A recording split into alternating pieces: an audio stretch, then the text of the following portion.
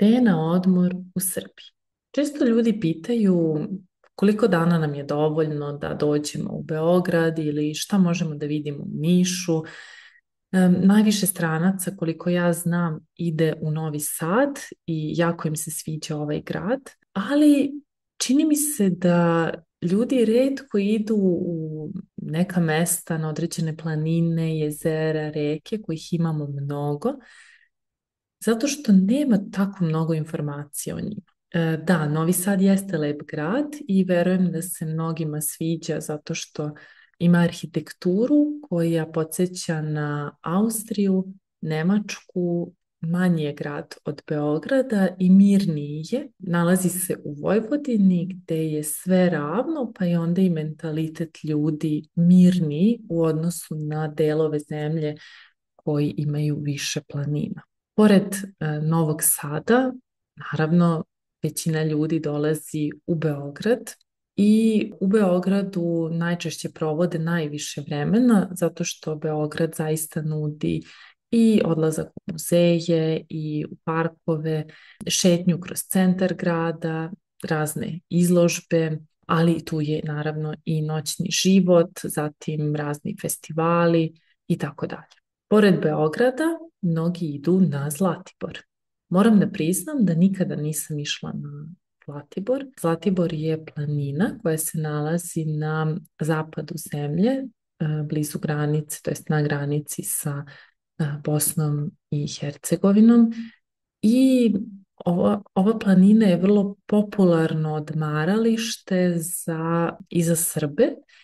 I tamo sada ima mnogo stanova, kuća, prodavnica. Kažu da postoji mali grad na Zlatiboru.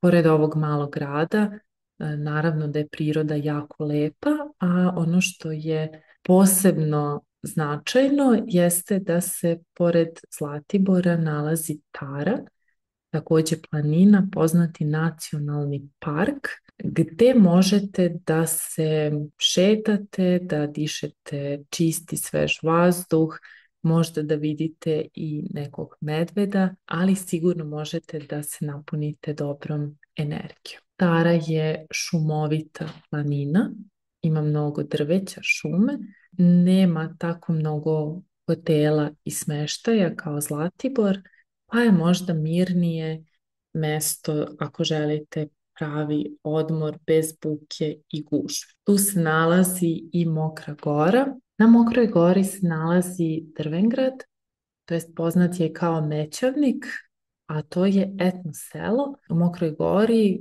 koje se nalazi između Zlatibora i Tare. Ovde možete da vidite jedan mali grad, kako se i zove Drvengrad, sa drvenim kućicama koji služi kao izložbeno mesto, a i gde su snimani takođe određeni filmovi, a možete da imate i vožnju Šarganskom osmicom. To je jedan voz koji je turistička atrakcija i iz koga možete da uživate u lepotama oko vas. U ovom selu ima ulica i svaka ulica nosi ime određene poznate ličnosti iz Srbije ili iz sveta, a takođe ima i nekih festivala koji se održavaju tamo. Pored Tare i Zlatibora koji se nalaze na zapadu zemlje i koji su zaista lepi, imate Drinu, reku Drinu i jezero Perućac koji postaju sve popularnije destinacije. Na Drini možete da idete na rafting ili možete da idete leti da se kupate tamo. U pojedinim delovima voda je jako čista, hladna i lepa. A na Perućcu ima i mnogo splavova. Nadam se da znate šta su splavovi, pa možete da budete baš na vodi i da uživate u ovakvom tipu odmora. Nešto što je možda bliže Beogradu jesu planine kao što su Avala, Kosmaj, Rudnik koji je prilično blizu. Sigurna sam da znate i za Golubac i Golubačku tvrđavu koja je renovirana relativno skoro i prema slikama i društvenim mrežama vidim da mnogo ljudi ide tamo u obilazak. Golubačka tvrđava se nalazi na Dunavu i na samoj granici sa Rumunijom. Izgleda jako lepo i nije daleka destinacija ako se nalazite u Beogradu. Ono što se meni jako svidelo i što sam posjetila pre nekoliko godina, a videla sam i da ima i tamo puno turista, to je zapravo deo oko Despotovca koji također nije tako daleko od Beograda, mislim Srbija je relativno mala i znam ljude i prijatelje koji su za nekoliko dana obišli celu zemlju od juga pa sve do severa. U blizini Despotovca imate Resavsku pećinu, koja je jedna od najlepših u okrugu. Kako oni kažu, ima najlepši nakit.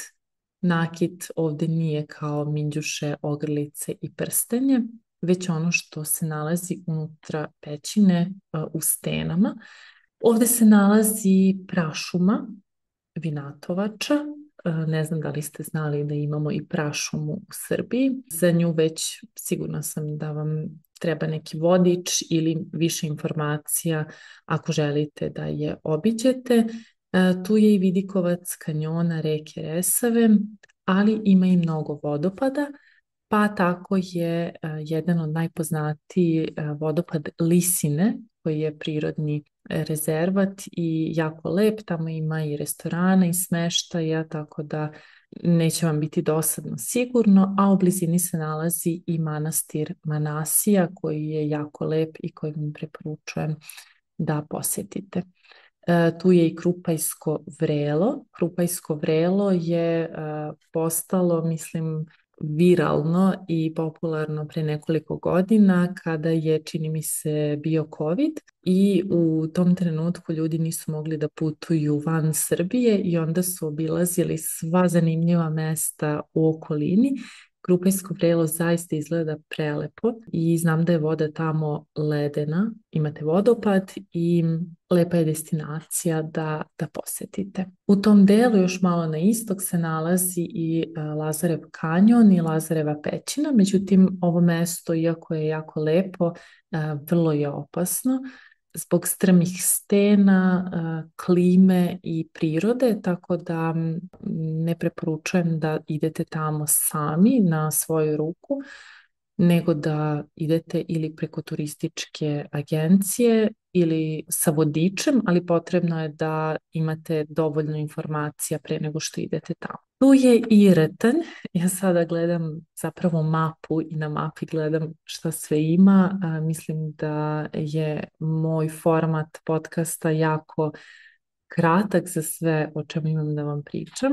Rtanj je planina za koju se smatra zapravo da je piramida i ima raznih priča o Rtnju.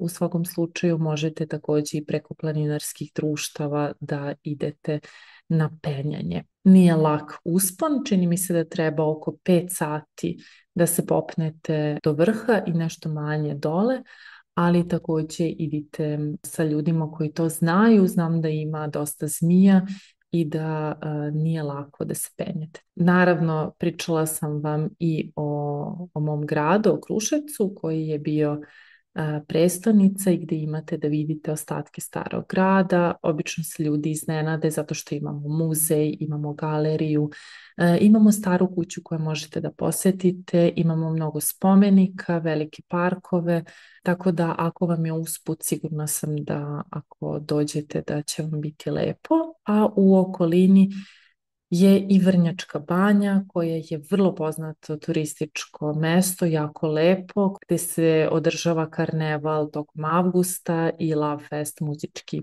festival. Zatim imamo u blizini Župski okrug, Aleksandrovac, koji je poznat po vinarijama i također vrlo lepoj prirodi. A onda idemo južnije ka Nišu. U Nišu također imate naravno i muzeje, imate također tvrđavu, imate reku Nišavu. Poznat je po vrlo srdačnim ljudima, po ukusnoj hrani, noćnom životu. Da, mislim da možete da vidite razliku kada idete na sever i na i na jug Srbije. Ka istoku, ono što je još uvek nedovoljno popularno, to je verovatno Stara planina koja je zaista prelepa. Tamo možete da se penjete do vrha, odakle vidite zapravo Bugarsku, jer se nalazi na samoj granici sa Bugarskom, pa s jedne strane vidite Srbiju, sa druge Bugarsku. Zapravo nema puno smeštaja, ali ima dosta sela, napuštenih kuća koje su na prodaju, ima puno reka i ovaj kraj je zaista jako, jako lep. I svašta još nešto, nisam pomenula, na primjer, planinu Goliju, Čačak, Divčibare koje je blizu Valjeva, Valjevo koji je jako lep grad, Aranđelovac i Topola. Ako idete na Rudnik, obavezno idite na Orašac, obavezno idite u Orašac, Aranđelovac, posjetite Topolu, priroda tamo je prelepa i ono što mi je također želja da posetim je i Deliblatska peščara koja se nalazi istočno od Beograda, od Pančeva, nije tako daleko ako ste u Beogradu i u blizini Zrenjanina. Ono što znam da ima, a to je nešto što ljudi zovu srpski Kočang. Kočang je tajlandsko ostrvo. U blizini Zrenjanina postoji nešto što liči baš na ovo ostrvo, pa su ga ljudi zato nazvali srpski Kočang. Tu su naravno i na severu Sombor, Subotica, blizu Subotice je i Palićko jezero koje je zaista predivno, nije dozvoljeno kupanje, ali možete da se šetate tamo i imamo mnogo jezera generalno, imamo Srebrno jezero, imamo i Bovansko jezero i Ćelijsko jezero i Vlasinsko jezero i Gružansko jezero i tako dalje. Imamo mnogo banja, pomenula sam Vrnjačku banju, ali tu su i Ribarska banja i Soko banja i Vranjska banja i da, i ono što nisam pomenula jeste specijalni rezervat prirode Uvac, moje omiljeno mesto u Srbiji koje je zaista predivno. Preporučujem vam odlazak tamo od srca zato što je nešto posebno što možete da vidite i doživite.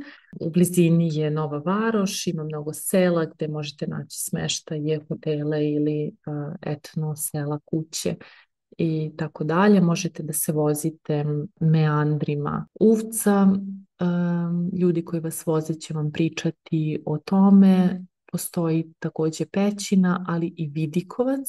Vidikovac je mesto sa kog možemo da vidimo, da imamo lep pogled. Tako da ovo bi bilo možda jedno od jako, jako lepih iskustava, posebno na proleće ili let. Tako da sigurna sam da sam mnogo stvari zaboravila. Volela bih da mi pišete u komentarima koja su vaša omiljena mesta, ne jedno, ali možete da pišete o više mesta koja volite da posećujete, svejedno po Srbiji, Crnoj Gori, Bosni i Hercegovini ili Hrvatskoj.